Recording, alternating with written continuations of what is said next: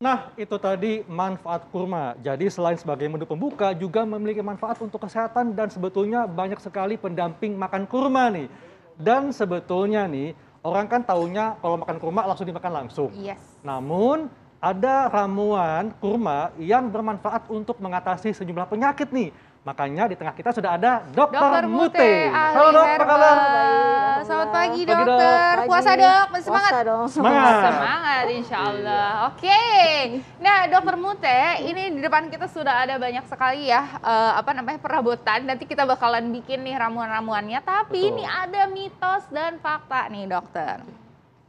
Kurma ini katanya dapat membantu mengatasi MAH. Ini fakta atau mitos dokter? Itu fakta dok. Fakta. Ya. Kenapa dok dan bagaimana kita mengolah ramuan kurma untuk mengatasi sakit MAH? Ya baik, jadi kita tahu ya kalau kurma itu kan kandungannya sangat lengkap ya. Ya. Betul. Di situ ada vitamin, mineral, kemudian ada zat metabolit sekunder. Nah ada namanya flavonoid, dia fungsinya sebagai anti radang. Nah makanya untuk mengatasi peradangan-peradangan pada lambung. Kemudian kita kombinasikan dengan bubur talbinah, tepung talbinah, tepung talbinah, tepung sejenis tepung gandum. Oh. Nah, di mana tepung ini kaya akan suatu zat namanya melatonin. Nah, fungsinya untuk meredam stres. Jadi kalau MAH kan bisa disebabkan karena stres ya. Betul. Nah, ditenangkan dengan bubur talbinah ini Iya. gitu. Kemudian dicampur dengan kurma. Gimana nih dok caranya nih ya? Karena kan pemirsa pasti juga pengen tahu nih. Saya juga baru denger nih tepung talbinah ya. Nah, ini Dan kita juga ini gunakan- kurmanya yang digunakan Iya. apa harus kurma jenis apa Iya. gitu dok?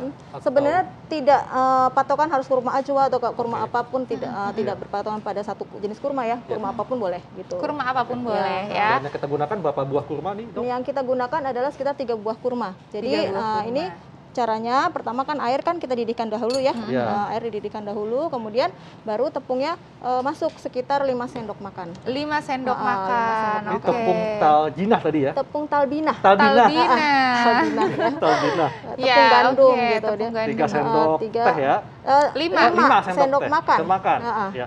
Gitu, 5 Oke, sendok dimasukkan makan. ke air mendidih. Air Oke, mendidih, nah. kemudian baru kita aduk supaya tidak gosong ya, gitu sampai mengental. Nah, Iya. setelah mengental setengah matang baru kita masukkan kurmanya. Dok, Gitu. ini pasti banyak ya ibu-ibu Iya. muda yang lagi nonton yang belum paham seperti saya, ya kan? Ini tepung talbinah ini terbuat dari mana dan bisa beli di mana sih dok sebenarnya? Sebetulnya banyak ya di toko-toko herbal banyak ya. Oh, toko-toko memang herbal. ya memang ini bagus banget untuk mengatasi gangguan kecemasan. Oh, kemudian gitu. ya untuk MAH juga bagus banget. Karena Jadi, hormon melatonin tadi hormon ya. melatonin kemudian dia disebut sebagai prebiotik ya, sehingga Oh, sebagai prebiotik sehingga dia mengatasi kembung juga. Iya. Oh, ini bisa buat bikin gorengan aja. Mohon maaf ya gorengan lagi gitu ya. Ini bisa buat bikin gorengan dok kayak tadi. Kalau gorengan memang tidak diperuntukkan Oh, untuk tidak itu. diperuntukkan untuk itu ya. Justru untuk kayak gini. Ini jadi Bentuknya gimana kayak nih? oat milk Ya, ya? seperti Kayak oatmeal dia. oatmeal ya. Seperti oatmeal. Dia kayak oatmeal Wah, kental gitu. penasaran nih. Nah, Oke, kemudian Ini masukkan. berarti diaduk-aduk sini dok, saya Iya, bantuin ya setelah- dok ya, biar saya juga ada kerjaan ya.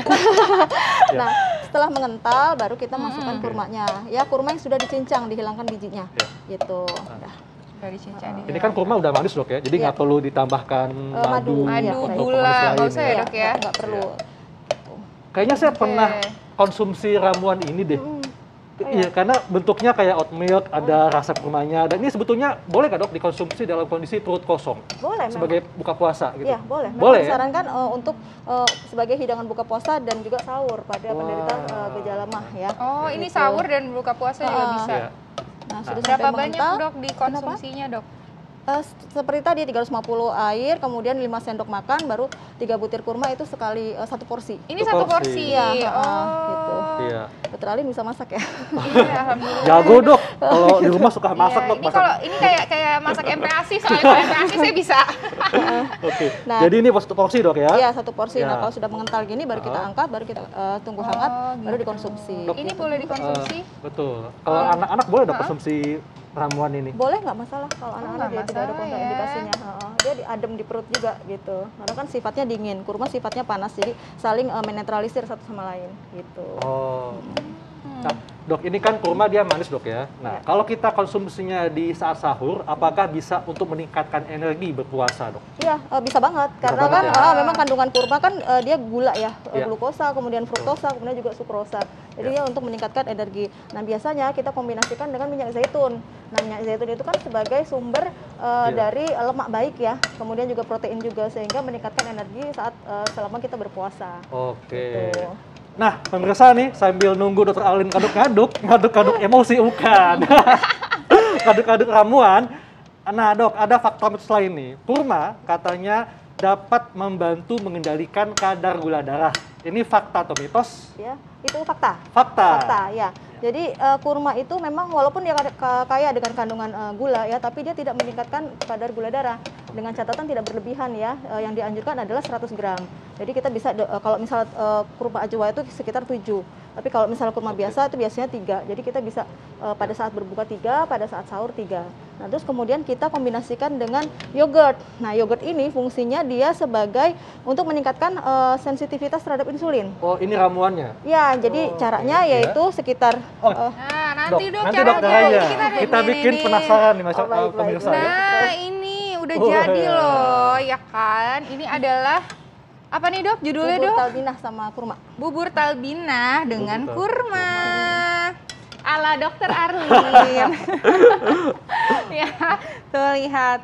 Ini emang bentuknya seperti oatmeal ya. Iya. Ini kalau misalnya hangat-hangat gini langsung diseduh dengan apa namanya saat berbuka puasa enak banget Enak. pasti Iya. ya. Tapi ini kalau misalnya nih dok dimasukin ke lemari es dulu, terus gitu dicampur es, ini boleh nggak sih sebenarnya dok? Sebenarnya boleh aja sih, nggak ada Boleh ya? merubah sesuatunya ya. Tidak ada yang Ah, berubah ya. Oke. Oke, wih, ini Wah, dia. Ini enak bisa ya. langsung dimakan Betul. oleh semuanya, mau Setuju. anak kecil, mau orang dewasa, ataupun yang lansia juga bisa ya dok Bisa ya? banget. Bisa banget. Nah, Oke. baik.